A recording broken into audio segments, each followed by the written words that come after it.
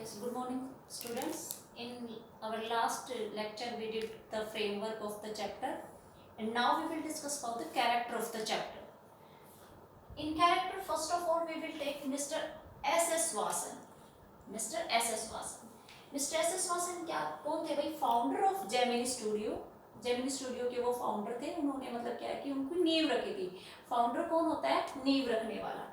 ठीक है ना. देखो फर्क होता है बेटा. एक तो होता है फाइंड, एक होता है फाउंड. ठीक है ना. फाइंड की तो सेकंड और थर्ड होते हैं फाउंड फाउंड, लेकिन फाउंड क्या है? Founded founder. ठीक है ना. उसको पाने वाला फाउंडेड फाउंडेड ये अलग है. ठीक है ना. इसको ये सेकंड थर्ड फॉर्म अलग फाइंड की है, फाउंड एक अलग वर्ब है. तो यहाँ क्या है? फाउंडर था उसका, वो उसको मतलब क्या है कि उसको रूप देने वाला, उसको चलाने वाला. एडिटर ऑफ तमिल वीकली क्या था? और वो तमिल वीकली जो एक मैगजीन निकलती है जो वीक में पास होती है, उसका वो एडिटर भी था. ठीक है ना. अब यहाँ सेकंड कैरेक्टर आता है रॉबर्ट क्लाइव. रॉबर्ट क्लाइव क्या था? Founder of East India Company. East India Company का ये मिस्टर एस एस वासन किसके फाउंडर थे? जेमिनी स्टूडियो के. लेकिन रॉबर्ट क्लाइव कौन था? Founder of East India Company. East India Company का ये संस्थापक था. Married a maiden in Saint Mary church in Madras. और इसने शादी किससे की थी? एक कुंवारी लड़की से की थी. कहाँ पे? सेंट मैरी चर्च में, मद्रास में. इसका जिक्र किया गया है चैप्टर में. Life was short but very strong. इसकी लाइफ कैसी थी? शॉर्ट थी. इसकी डेथ जल्दी हो गई थी, लेकिन लाइफ कैसी थी? काफी स्ट्रॉन्ग थी. मतलब क्या है कि अपनी लाइफ में इसने जितनी भी लड़ाइयां लड़ी वो मतलब क्या उनमें सक्सेस हासिल की, और काफी मतलब मजबूत मतलब इसने पैर जमा के रखे थे अपनी ईस्ट इंडिया कंपनी की तरफ से इंडिया में. काफी स्ट्रॉन्ग कैरेक्टर इसको माना जाता है ब्रिटिशर्स की तरफ से. फिर हमारा नेक्स्ट कैरेक्टर आता है कोथामंगलम शुब्बू. चैप्टर में इसको बार बार शुब्बू शुब्बू के नाम से शॉर्ट में लिया जाएगा. इसका कंप्लीट नेम मैं यहाँ लिख रही हूँ. ये क्या है? काफी वैसे तो सबका मेन रोल है, लेकिन काफी मेन एग्जाम के व्यू से अगर कोई कैरेक्टर मेन होता है तो कौन है वो? शुब्बू और ऑफिस बॉय दो आते हैं. शुब्बू कौन था भाई? A very talented. Very talented मतलब क्या? बड़ा टैलेंटेड बनता था. टैलेंटेड कैसे था? इसके अंदर मतलब क्या है कि था तो ये क्या था? स्टूडियो में एक नंबर 2 बॉय. नंबर 2 बॉय क्या होता है? नंबर 2 बॉय वो होता है जो स्टूडियो में हीरो और हीरोइन का मेकअप करता है. ठीक है ना. हीरो और हीरोइन के मेकअप को जो करता है उसको किस नाम से जाना जाता था स्टूडियो में? Number 2 boy. तो कौन था? शुभू नंबर 2 बॉय था स्टूडियो में, और वेरी टैलेंटेड था.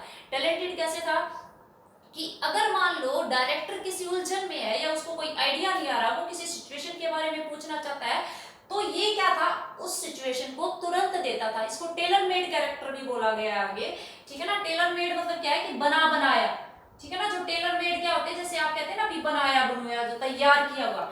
इसके पास अगर कोई ये कहे कि भाई मुझे कोई 5 ऑप्शन दो कि मैं छाटू कोई व्यूज के, तो ये 40 ऑप्शंस के साथ आता था. तो काफी टैलेंटेड था. इसको पोएट्री राइटिंग का, एक्टिंग का, और मतलब क्या है कि कुछ भी इससे करवा लो, हर चीज में ये ऑलराउंडर था. तो टैलेंटेड इसको बोला गया है, या टेलर मेड भी बोला गया है इसके टैलेंट को देखते हुए.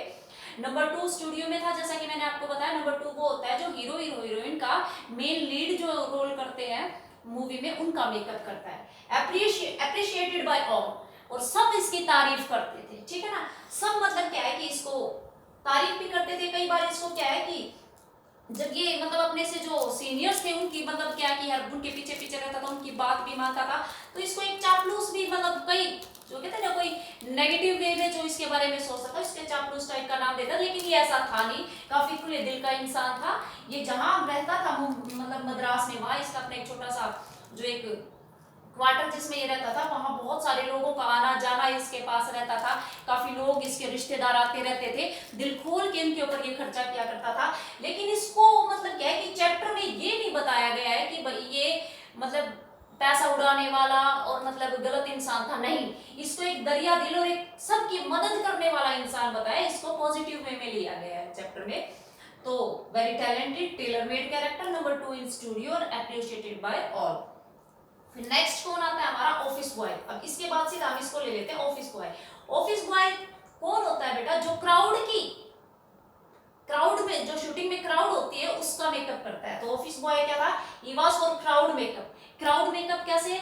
जैसे मान लो कि कॉमेडियन है मूवी में, दूसरे रोल प्ले करने वाले, क्योंकि हीरो हीरोइन को छोड़ के कितने कैरेक्टर होते हैं हमारी मूवी में? बहुत सारे होते हैं. लेकिन कई बार मान लो क्राउड बहुत ज्यादा होती थी, ठीक है ना। इसमें बताया गया है चैप्टर में, हम पढ़े लेंगे कि बहुत ज्यादा जब क्राउड होती थी, बहुत सारी क्राउड, मतलब 50-100 लोगों का जब मेकअप करना होता था, तो क्या करता था, बहुत बड़े से बर्तन में मेकअप पेन के ये बना के तैयार रखता था, एक ब्रश रखता था, फटाफट फटाफट मार देता था। तो ये क्राउड जो शूटिंग है, जो क्राउड में शूटिंग थी उसका मेकअप करने के लिए, तो उसको क्या बोलते थे उसमें स्टूडियो में, ऑफिस बॉय।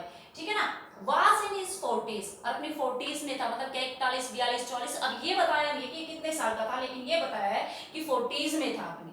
है ना। वेरी फ्रस्ट्रेटेड, फ्रस्ट्रेटेड क्यों था, क्योंकि ये ऑफिस बॉय बनने के लिए नहीं आया था, ये अलग शूटिंग करने के लिए, मतलब क्या कि राइटर बनने के लिए, एक अच्छे मतलब क्या कि रेपुटेटेड वर्क के लिए आया था, लेकिन वो इसको मिला नहीं और एक ऑफिस बॉय बन के रह गया। तो इस चीज से काफी मतलब दुखी था और फ्रस्ट्रेटेड था। जीनियस ऑफ शुभू, शुभू से मतलब काफी जलता था, जैसे कि इसमें बताया गया ना कि भाई वो नंबर 2 था, वो मतलब उसकी जो सीनियर्स की बात मानता था, उनके साथ रहता था, तो उसकी इस आदत को, इस जैसे जो थे वो क्या थे, जीनियस थे, और इसको चापलूस टाइप बोल देते थे, इसके मतलब ऐसे ही बोल, मतलब क्या है कि अपनी तरफ से, ये नहीं कि वास्तव में ये था नहीं, बट बोल देते थे जीनियस में। फिर रोल आता है हमारे फ्रैंक बचमैन का। फ्रैंक बचमैन कौन था भाई, विजिटेड इन 1952 में आया था विद आर्मी ऑफ 200 पीपल। जैसा कि आपके जो चैप्टर में एमआरए का जो रोल है वो बताया था, तो एमआरए जो थी, आर्मी जो थी, एमआरए जो थी, उसका कौन था लीडर, फ्रैंक बचमैन था, जो 1952 में आया था अपने 200 लोगों के साथ। और इसने मतलब क्या है, एक नया मोड़ दिया था, काफी अप्रिशिएशन दिलाई थी जेमिनी स्टूडियो को, क्योंकि इसने जो प्ले जो आपको बताए थे मैंने पिछले उसमें वीडियो में, उसमें जो 2 प्ले इसने किए थे, वो 2 प्ले जो थे काफी एजुकेटेड थे, काफी मैसेजफुल थे और लोगों के द्वारा अप्रिशिएटेड किए गए थे। तो एक न्यू लाइफ और न्यू लाइन इसने किसको दी थी, जेमिनी स्टूडियो को, बाय हिज टैलेंट। फिर नेक्स्ट है स्टीफन स्पेंडर। स्टीफन स्पेंडर कौन था भाई, एक इंग्लिश पोएट था, और उसने जेमिनी स्टूडियो जो था उसमें विजिट किया था, और लोगों ने मतलब इसने किसके बारे में आके बात की थी, टॉक्ड अबाउट कम्युनलिज्म। कम्युनलिज्म साम्यवाद पे उसने आके बात की थी। तो मतलब क्या है कि जब ये आया तो एक मतलब क्या है कि एक हलचल हो गई थी स्टूडियो में, कि भाई कह रहे थे कि एक आदमी आने वाला है, वो ऐसा आएगा, पता नहीं कौन है, किसी को इसके बारे में नहीं पता था कि भाई ये इतना फेमस पोएट स्टीफन स्पेंडर यहाँ विजिट करने जा रहा है। बाद में जस्ट इसको पता चला था, चैप्टर खोल देगा इस बात को। तो इंग्लिश पोएट था ये, जेमिनी स्टूडियो में इसने विजिट की थी और काफी मतलब कंफ्यूजन अराइज की थी इसकी विजिट ने, और इसने कम्युनलिज्म पे बात भी की थी। और इसमें मतलब क्या है कि पूरे मतलब क्या है कि जेमिनी जो स्टूडियो थे उसमें कितने वो लोग थे, 600 पीपल वर्क करते थे।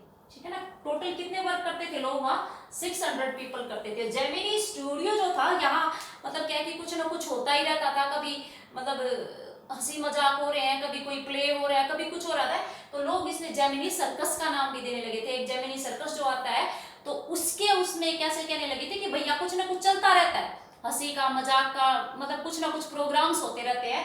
था तो ये स्टूडियो, लेकिन बाद में मतलब क्या है लोग इसको जेमिनी सर्कस भी बोल देते थे कि भाई सर्कस में भी तो ऐसी एक्टिविटीज होती रहती है। तो ये मतलब क्या है हमारे जो पोएट्स एंड पैनकेक्स का हमने फ्रेमवर्क दिया था, अब ये हमने कैरेक्टर्स बताए हैं। Now we will start in next video, we will start our line to line reading. Thank you.